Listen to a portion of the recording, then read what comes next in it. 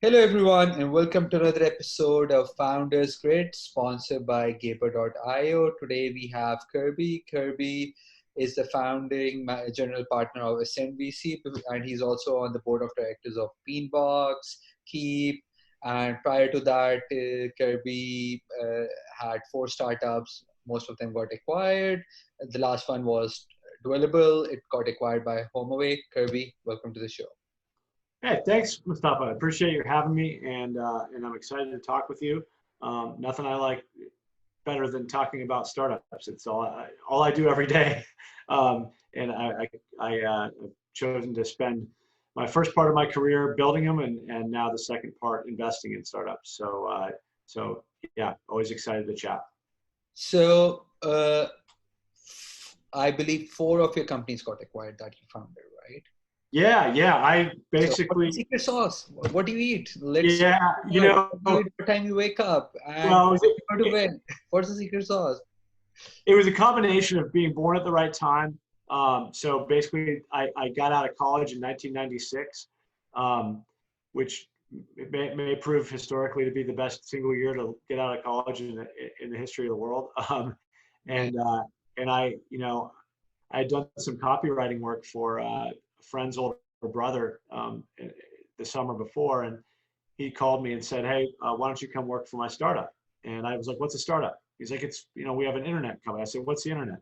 I'm almost being serious, because in 1996, internet as a commercial, entity really was just taking off. And so I got in at the ground floor. We were one of the first websites to sell digital advertising. And we ended up taking it public in 1997. And at one point, the company's worth $4 billion. Left in 2000. The same team got back together in 2003, started another startup, took it public in 2004. And then from there, I did two venture-backed startups, both of which were acquired by public acquisition. And look, the short answer to that is really good fortune. And I picked the right teams and the right times and the right markets to get involved in. But you still haven't told us what you eat for breakfast. Come on. That's the secret sauce. I don't eat breakfast. That's my secret sauce. It's 2 cups of coffee and straight to Zoom. So founders, if you want to do an executable startup, stop having breakfast, right?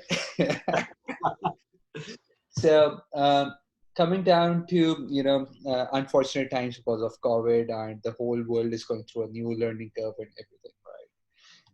And we're hearing that multiple VCs are rethinking their investment thesis, and the discussion is going on that even the VCs have told the early stage, especially the Series A companies, to increase their runways to 24 months or even 36 months in that matter, right? Because not all spaces are going to pick up the pivot. So what are your thoughts on that? Are you rethinking your investment thesis, which industries and everything to pick on, or how do you see, will the world go back to normal? Yeah, wow, that's a mouthful. It's a lot of questions. And if I had all the answers, I'd be running for office, I guess. But I think it's pretty straightforward. Any venture capital firm at this point has looked at their portfolio, and they've got 3 buckets.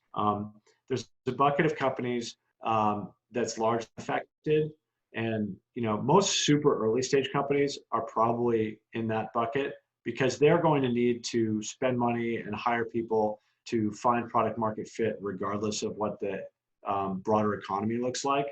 So, if you're pre-seed and you raised $1 million, or you're seed and you raised $2 million, like arguably things really haven't changed that much for you, in terms of your operating plan. Like, it may be tougher to find success, but you still have to go chase it.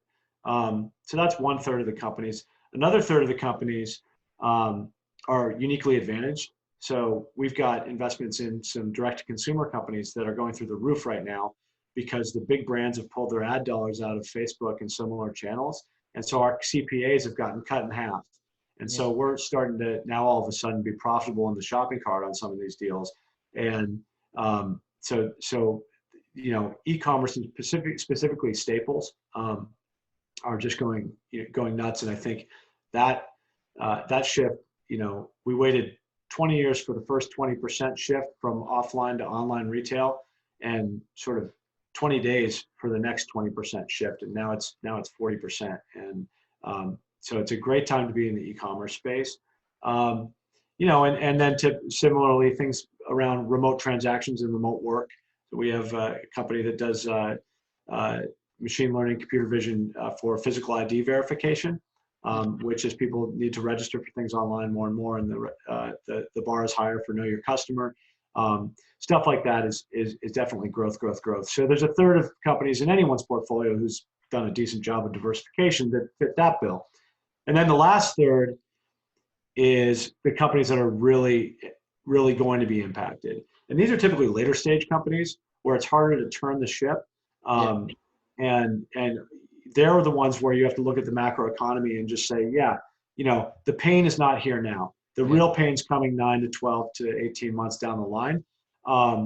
If I have 1,000 employees and I'm trying to grow quarter over quarter into my Series D, I've got to make some really hard decisions right now. And I think that's, we've seen that with a little bit of late stage stuff in the portfolio, but, my exposure as a micro fund focused on pre-seed is pretty limited to that level of carnage, but it's certainly out there. And sadly, it's probably certainly more of it coming. Interesting. So founders DNA is something which I really like to talk about and discuss with other individuals. A couple of years back, especially in the 2016-17, the hype was there that, one coast is better than the other. But in the last 3 years, we've seen all of that myth busting happening. So when it comes down to founders DNA, do you think all of these great founders, they have some kind of commonality irrespective of the coast, or one coast is better than the other? Oh, wow. I mean, look, if you just look at the numbers, increasingly there are billion-dollar outcomes coming out of New York, coming out of LA, coming out of Seattle, certainly. And so I don't know about coasts, but I think, the distribution of talent outside of the Bay Area is growing.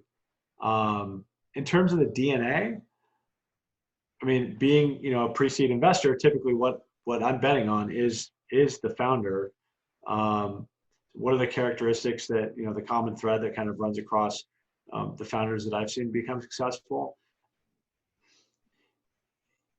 It varies. I think you have to be able to look at them and believe. I always say, can I see this person telling the story about the vision of this company, 10 years from now in front of 5,000 people at a keynote, and telling it retroactively because what they predicted would happen, did happen. Because you have to believe that someone has that level of conviction in order for them to raise the rest of their pre-seed round, let alone to hire, the outstanding team that they're going to need to be able to hire when they can't afford to hire them, right? They're going to need to be able to do things that nobody should be able to do. So being able, and all of that falls back on sort of charisma, narrative, leadership, and dedication, which all goes to that 10 years out question of, are they going to be there in 10 years? Are they doing this? Why are they doing this? Why are they tackling this startup? Do they have a personal passion around it? Are they just tinkerers? Do they stumble on like a secret insight that no one else has? Curiosity, charisma, grit, and intelligence, I think, are probably the hallmarks of a great founder DNA. Nice. Last question, Kirby. Remote work.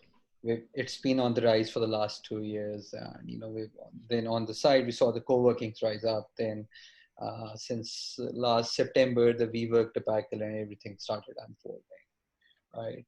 So how do you see the post-COVID world in regards to remote work, and how do you see these co-workings shaping up? So I think there's a vocal minority of people on Twitter who tend to not have children, who seem to believe that remote work will usurp in-person work completely. I don't see that. I think there's a huge silent majority of folks who cannot wait to get back to an office.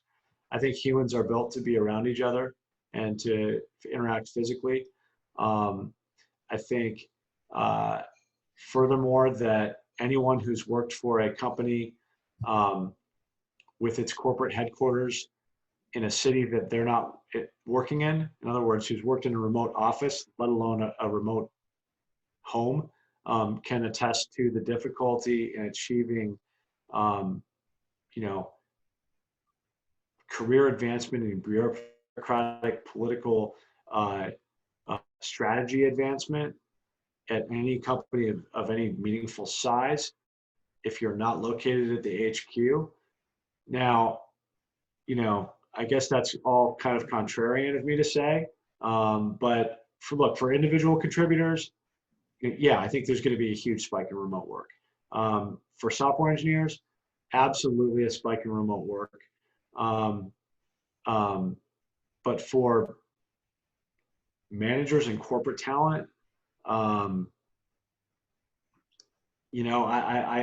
don't, I don't know. I'm not shutting down commercial real estate just yet. And for what it's worth, we have some insight into the commercial real estate market in Seattle, and there will be buying opportunities, but nobody's pulling the plug right now. So maybe, I guess I'm on the record and we can come back and look at it or listen to it. That's the best thing about having those podcasts. You can go like, hey, I recorded one on 16th of June and this is what I said. But yes, Kirby, thank you so much for being on the show. Take care of yourself. We could have at least talked for an hour, but my team tells me I have to keep it within. No, it's great. I appreciate it. It's been a lot of fun, and I really enjoyed it. So thanks again for having me. Thank you.